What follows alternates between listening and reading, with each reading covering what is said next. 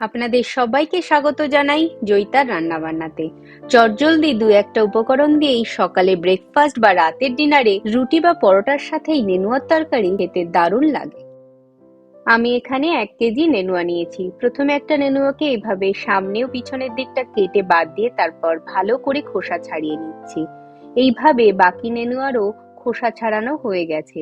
এবার ভালো করে ধোয়ার পর একটা নেনুয়াকে এইভাবে 2 টুকরো করে নিলাম, তারপর এক একটাকে আরো 2 টুকরো করে তারপর এইভাবে ছোট ছোট করে কেটে নিলাম। ঝিঙে আমরা যেভাবে কাটি ঠিক সেইভাবেই কেটে নিতে হবে। এইরকম ভাবে সব নেনুয়াগুলোকে কাটতে হবে। কেটে নেওয়া নেনুয়াগুলোকে একসাথে একটা বাউলে তুলে নিলাম। এখানে বড় সাইজের 6টা রসুনের কোয়া নিয়েছি।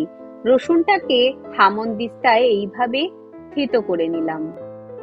এবার কড়াইতে দিয়ে দিলাম 1 টেবিল চামচ সর্ষের তেল।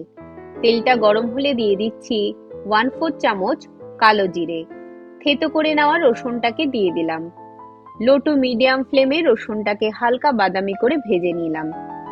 এবার কেটে নেওয়া নেনুয়াগুলোকে দিয়ে দিচ্ছি, দিয়ে ভালো করে মিশিয়ে তারপর দিয়ে দিচ্ছি 1/2 চামচ নুন, আর দিচ্ছি 1/4 চামচ হলুদ গুঁড়ো, আর 2টো কাঁচা লঙ্কাকে এইভাবে চিড়ে দিয়ে দিলাম। তারপর ভালো করে উপর নিচ করে নেড়ে চেড়ে 2 মিনিটের জন্য মিডিয়াম ফ্লেমে ঢেকে রেখে দিলাম। 2 মিনিট পর ঢাকাটাকে সরিয়ে ভালো করে নেড়ে দিলাম। এখন ফ্লেমটাকে মিডিয়াম টু হাইতে রাখতে হবে, যেহেতু নেনুয়া থেকে প্রচুর জল ছাড়তে শুরু করবে। এবার একটা বড় সাইজের টমেটোকে এইভাবে টুকরো করে নিয়েছি, সেটাকে দিয়ে ভালো করে মিশিয়ে নিলাম।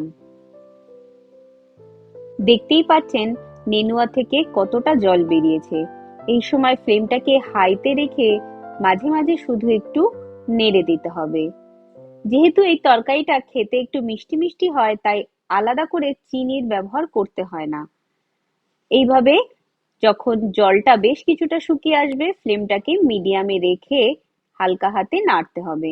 জলটা শুকিয়ে গেছে আর তেল ছাড়তে শুরু করেছে। এখন ফ্লেমটাকে বন্ধ করে দিলাম। একেবারে রেডি নেনুয়ার তরকারি। আমার এই রেসিপিতে নেনুয়ার তরকারি বানিয়ে গরম গরম রুটি বা পরোটার সাথে খেয়ে দেখবেন, খেতে খুব ভালো লাগবে। আর আমার চ্যানেলটাকে লাইক, শেয়ার ও সাবস্ক্রাইব করার জন্য অনুরোধ রইল।